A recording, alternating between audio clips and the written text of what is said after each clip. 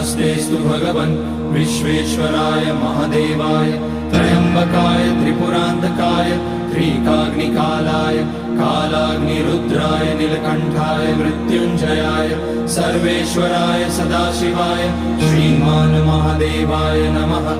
ॐ नमः शम्भवाय च मयोभवाय च नमः शङ्कराय च मयस्कराय च नमः शिवाय च शिवतराय च।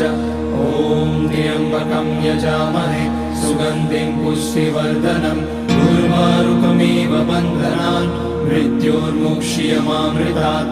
नागेन्द्रहाराय त्रिलोचनाय भस्माङ्गराय